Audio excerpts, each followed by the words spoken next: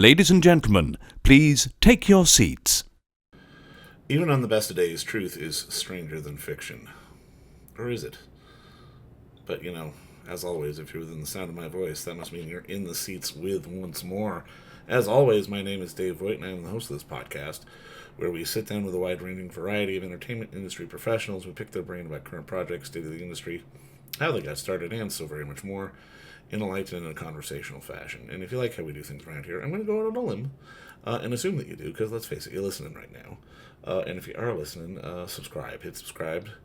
Give us the old 5-star rating on your podcast provider of choice. We're available pretty much everywhere. Places like Apple, Amazon, Spotify, Google, and plus we archive every single one of our episodes over at our In the Seats YouTube channel. So if you can give us a like and subscribe there as well, we would absolutely appreciate it. Also, don't hesitate to check us out on social media. We're on the Facebook, the Twitter, the Instagram, the Letterboxd, the TikTok, and probably a few other places that I'm forgetting about at In the Seats for all sorts of fun updates. And finally, and I do dare say most importantly, please pay us a visit over at In the Seats, intheseats.ca, for all the latest and greatest from the world of film, television, basically the moving image at large. Because guess what? If we love to watch it and write about it and talk about it, we love it even more when you come by and read about it and listen about it. So please do us that kindness. Come on by and pay us a visit. Sometimes it's fun when fiction and reality blend together, and with these filmmakers that we're about to talk to and we got to talk to, they managed to do that exceptionally well with wit, hilarity, and always making you wonder. And that's kind of the magic of filmmaking too. It's kind of why I like talking to these guys. But the gentlemen in question are the one and only Stuart and Adam Rodness, who's his co-writer, and their new film Don't Fuck with Ghosts, which is in theaters now, specifically over at Cineplex in Dundas, and I think playing a couple other places here in Toronto. But check your local listings. It's about a filmmaking duo, Adam and Stu themselves, playing themselves, or versions of themselves as it is. They're convinced they need to capitalize on the next paranormal phenomenon, and they go off on an adventure attempting to prove that ghosts are real, and hilarity and inside jokes and fun ensues. These guys are incredibly smart filmmakers because they've done a bunch of different kind of stuff, and all of it pushes the boundaries of, well, not all of it, but I mean a lot of it pushes the boundaries of, is it real, is it fake, what are they trying to do, like something like Faking a Murderer, which they did a few years ago, which is a lot of fun. This is in the same vein as that, and they are the spirit of gonzo independent filmmaking. They're just they're kind of doing what they fuck they want, and they're having a lot of fun doing it, and it comes across on the screen. And also, it's an adventure too, because are they fucking with ghosts or are they fucking with us? We'll never quite be sure. But we had the unique pleasure of sitting down with Stu and Adam to talk about the origins of the film and so very much more. But like I said, you should check it out if you can in theaters. If not, I think it'll be on video on demand platforms by the end of October. But it's wise words for anyone to just say don't fuck with ghosts, but don't fuck with Adam and Stu either. And hope you enjoy their conversation with me, because between you and me, it's a pretty darn good one. All right, well, boys, obviously, first off, just fantastic to see you both again, and just congrats on this next installment of you guys going down the crazy fucking rabbit hole that you do. Yes. Thank you, man. It's we're riding the wave. We're riding the wave. Now, like, walk me through, I guess, this crest of it all, man. Like, what made you want to go down the paranormal rabbit hole? I think it's a bunch of things. We were trying to figure out like what's hot right now, like what genre is really hot in the modern day, right? Like true crime when we did Faking was like blowing up. You had like shows like Making a Murderer and The Jinx and all these things were like pop culture at the time. So we really wanted to capitalize on that. We were trying to really decipher whether we were going to go look for Bigfoot or if we were going to do this ghost thing.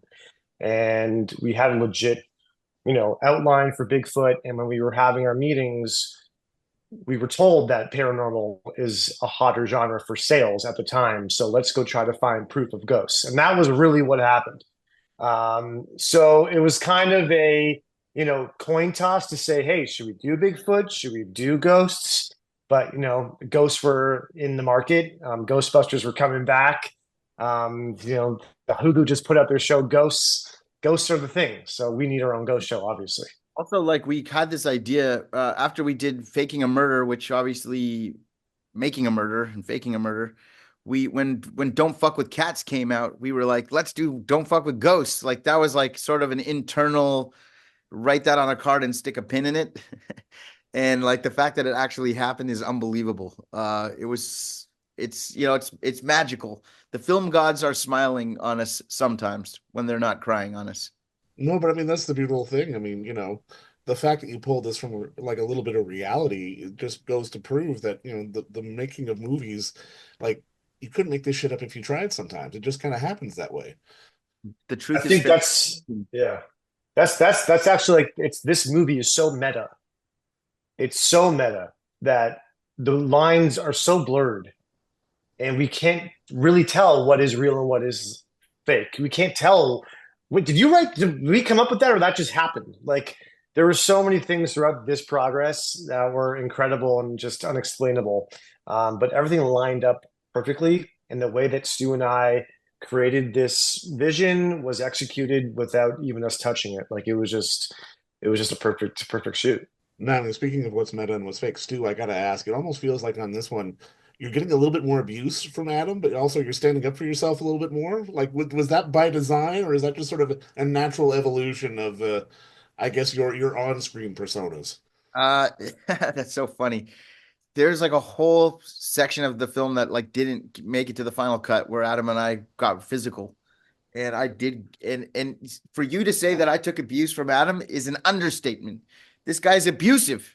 But no, I do think that like we kind of, if you've ever seen our film Faking a Murder, which I believe you have, I Yeah. know you we you need to evolve, not just as characters but as people. You got to show growth. You can't just be the same. You got to learn something from your last adventure. Even if you don't acknowledge it, you still have to learn something. But yes, I do believe that like our characters but also our real lives have evolved a lot since you first spoke to us many years ago. um we've learned a lot about how to make movies. We've learned a lot about storytelling. We've learned a lot about each other. And also the world has changed so much, in what's funny, what's not funny, what's offensive, what's not offensive, who believes in ghosts, who doesn't believe in ghosts. It's like, you have to grow or else you stay this. You can't, you stay like this, then that's going to happen to your career. Growth is up. And if you want your trajectory to go up, you got to go with it. You know what? So much of what I really love about this one is just the comedy is coming out more probably in the smaller beats rather than the broader ones. I mean, even something the simple stuff of, oh, we gotta go out of town to shoot, boom, boom, Winnipeg. And then I'm like, what do you mean we can't go outside for a walk? Really? What? All that kind of stuff. And then it's just even sort of Adam and you sort of, you know, transitioning from believer to not believer to believer, and really this like almost like this fluidity is such a joy to watch. And I mean, I'm kind of curious, as you guys were shooting and sort of doing everything, how important was it for you to sort of, I guess, believe but also not believe at the same time? Because you had to be skeptical, but you had to sort of embrace it all at the same time. Yeah, I mean, there's like definitely there's moments in the movie where we're out doing real experiments and things are happening. Things I'm feeling things, or I think I'm feeling things. A good example is when we were in the house and our consultant Patrick comes up to us and lets us know on camera that there's an actual real backstory to this house that we're trying to fabricate as a haunted house. And that's all like coming to us live in the moment. Like we're not prepared for that. Like that was very freaky because we've been ghost hunting for 3 weeks prior. People are starting to feel a little bit woozy inside. Someone's getting nosebleeds, headaches, walkies are going off. Like there's shit going down that's unexplained. But at the same time, there's a story that we're trying to tell because we can't really show things that were unexplainable because then the narrative wouldn't really, solve itself. So it was tough. there were moments of like excitement where I'm like, holy shit, something's happening, to where it's like, oh, well, that can't, it's happening because that guy's doing it, or that was happening, or that was a sound because the heat, went too hot and it made a creak in the wood. So there's different ways that we had to kind of approach it, but shit happened, man, and I can't explain it other than it was like some weird energy that was flowing through me time and time again. You can be a skeptic all you want, but like when you're making a movie where your goal is to show proof that there's ghosts exist, and you're going on real expeditions with ghost hunters, all of those were legit. If we were to find something, that would have been, you know, great. It's like if we actually were setting out to get proof that ghosts exist and we went on these real expeditions, who cares what Adam and I were planning on? That would have been something else. It's like, so you have to be prepared for that. There obviously is some skepticism on my part going into this thing. But at the same time, I was prepared. There was like that 1%. I couldn't be 100% a skeptic because what if something happens? And, the kind of way you tell a story like this, I said this previously, Adam, but, it's like we have this book and we have the titles of all the chapters, but the pages are all blank. So it's like we know what the chapters should be, but we don't know what it's going to say in the chapters until we go and shoot it. And so it could turn into a choose your own adventure book where we go in a completely different direction. And that's a lot of fun. I was thinking that same thing with the choose your own adventure. I mean, because again, it's one of those things where I'm amazed that you guys are able to steer the story sort of as it's happening. Because I mean, obviously, you you don't want to influence it too much, but at the same time, you've got a story you want to tell, and you need to go certain places. If it's not happening, it's not happening. And like, how do you sort of, I guess take your hands off the wheel, as it were, to sort of just let it go? You I have to. think you have to. I think you just have. Yeah, you have to let it go. Like you just have to let things happen organically, or else things will feel forced. And when things feel forced, it doesn't look and come across well to the audience. We really wanted to have real, authentic ghost hunts. We really wanted to experience it from an outsider's perspective. We're amateurs. We're not professional ghost hunters. We don't know anything about the paranormal, but we knew that in order for us to be successful producers, we're going to need a ghostly TV series of some sort. So that was really what we were after. Everything else was just kind of like learning as we go. I mean, the puzzle analogy, which I've used before, is like when you make a traditional scripted movie, which we've done, Bandits, Scarecrows, check out our movies. But, you get the puzzle and there's a picture on the box and you see how to put, we're going to put these pieces together and it's going to make this picture. For a movie like this, it's just a garbage bag with pieces and there's no picture. And you just have to try to make them all fit. And you have all these amazing pieces. A lot of them don't even end up in the puzzle. But, if it just makes it way more exciting. Like I've been in the business for a long time, since I'm a kid, and like in order to stay motivated, you got to make it exciting. In order to, excuse me, that's a ghost, keep it fresh. Ghost sneeze. In order to keep it fresh, you gotta keep it unpredictable. We're flying on the seat of our pants, or by the seat of our pants, when we're making these movies. And the final product, you don't even know. We shot 200 hours to make that 80 minutes. It's like it's a lot of work, a lot more, probably 5 times the work that it takes to do like a traditional film, to do something like this, because you don't know what's going to happen. And you don't know. I know how I want it to end, but how am I going to get there? And my ending might not even work. For Faking a Murder, we came up with the ending of that movie on the drive to the house on the last day. Like we changed the whole ending because it was like, what we planned is not working. And we came up with a whole different ending to that movie on the drive to go shoot it. And that's what you gotta be able to pivot, especially if you're like scrappy, independent Canadian filmmaker. You're lucky that you even have a check to make your movie to begin with. You got to be scrappy. You got to be able to pivot. You got to be able to turn left when the sign says turn right. All of the different metaphors that I could possibly spew out, all of them apply. No, I mean, it's amazing to me because I mean, I've got to imagine it emboldens you both creatively because I mean, again, especially with this, it's something I mean, you're going to find it in the edit. But when you're in the moment shooting it, I can imagine you spending 3 weeks a month going, "Oh my God, we've ruined our lives. We don't have a movie. What the hell's Yeah. going on?" Especially when you Oh see my the God. first assembly and it's like 3.5 hours and you're like, oh my God, we're screwed. I think Um, that's every filmmaker's progress is what the and like you're just trying to keep, that the face on and just, feel confident for other people so we actually can finish our shoot days. And then we'll worry about how we put it together in post. But that's a continuing, anxiety that you wake up with every day. However, you see us having all that fun in the movie, like that fun is legit. Well, yeah. Like we are like having the best time, the best laughs, the best or the scares. worst time, like whatever what you see is what you get.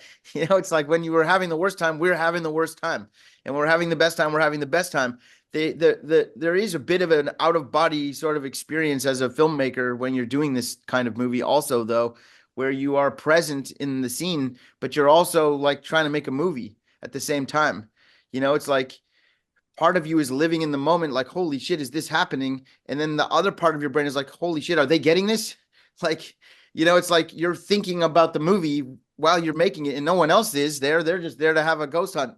And you're thinking, like, oh, this camera better be fucking getting that shot. Like, it's like you got to sort of, it takes a few days for the camera crew to even learn how to shoot something like this, because it's like very reactive camera work that is required because they don't know what's going to happen. So it's like you have to be prepared that if a sound goes off, that you can get that, and you want that to be part of the viewing experience as well. So yeah, there's a lot of moving parts. It's almost like you're juggling knives while swallowing swords with flames in it, and you know all of it. You're doing it all at the same time, and the results are amazing in the end, because like the best of the best stuff, and which is, I would say 90% of this is legit of what you're watching. It makes the experience, when you watch it, if I can suspend your disbelief, Mm. look at how I won, because you're a movie buff, you're a movie lover, you're somebody who's engulfed in films. Look at your collection. It's like, movies. So if you can watch a movie that somehow gets you to buy into it, isn't that an exciting feeling as a viewer as well? Absolutely, man. I mean, when I watch your stuff, there is that fine line of, are they fucking with me or are they fucking around? Right. It's that real magic where you're never quite sure of which way you guys are going to go with it. And I mean, Stu, that line you had of the sword juggling. I mean, it feels like that's the perfect encapsulation of sort of Canadian independent filmmaking, because again, you're being this multi-hyphenate guy who's directing and producing and writing and acting and trying to make sure this and that and the other. Oh wait, the catering didn't show up. Whose mother didn't show up with what was promised for catering that day. You know what I mean? It's all such a testament to the realities of what a circus filmmaking is, but also how it really Oh takes a yeah. village at the same time. It really does. You're not wrong. And it's like, the crew that we had in Winnipeg, people are like, oh, you're going to Winnipeg. Oh, good luck. And Adam and I are like, no, like, good luck. This is great. Like, we want to lean into this. We want the crew to be characters. We want them to have unique personalities and ideas. Like, let's showcase that. That's part of what this is. And the meta-ness of it all. Like, like when you see us pitching our movies, like that's how pitches really go. That's how it really is. And when you see us hunting ghosts in this movie, that's real. Like, we really went out there, and if something crazy would have happened or someone would have fucking, great. We were prepared for the worst, and we got the best. No, I guess the magic question is, do you guys know what rabbit hole you're going to get lost in next, Yes. or is that the fun part? Do you know? Okay, what then? Do tell, or if you No, can't, I think we kind of tease it at the front end, but we are definitely going to go out and find Bigfoot. I love That's it. Okay, nice. we are going on a Bigfoot excursion. We have intel of where Bigfoot may or may not be. We have incredible people and professionals who have been researching this, and we think that we're going to capitalize on the Bigfoot craze. That's coming up next year. Well, I love it, guys. And I mean, again, like I said, this is one of those films that I get such a kick out of, because, like I said, it blurs that line between fiction and documentary, and just sort of, it really gives sort of the spirit of trying to do something. And I mean, even just the back and forth between you guys bickering. I mean, as much as you guys are turning it up to 11, there's fun and there's love there at the same time. And I mean, it comes through in what you guys do. But just Awesome. honestly, thank you both again for the time, Oh, and thank just you. congrats on the movie. Can't wait for more people to see it. And I mean, I'll see you Friday too. Yes, you use the expression real magic. That's what this is. And it's like, is magic real? Is it? Well, this is real magic. It's like when we would go to the haunted location, someone would be like, oh no, this place is legit haunted. It's like, like, is it? I guess we'll find out. But thank you for the support always. It's always good to talk to somebody who gets it. And let's just spread the word. Eventually, we hope to go on many adventures together. So let's see what happens. Amen to that, guys. And again, at the end of the day, just don't fuck with ghosts. But Exactly. see you guys soon. Or Fuck with Ghosts October 31st, where you rent or buy movies. Exactly. Exactly. I like it. Thank you, All right, man. talk to you again soon, guys. Thanks again. And don't forget to visit our friends over at Bay Street Video for all your DVD, Blu-ray rental, or purchasing needs this summer, as they are still open for curbside and some mailing delivery as well. Over at 1172 Bay Street, Toronto, Ontario, Canada, you can give them a call at 416-964-9088. That's 416-964-9088. Or send them an email at baystreetvideoto@gmail.com for any of your DVD and Blu-ray needs.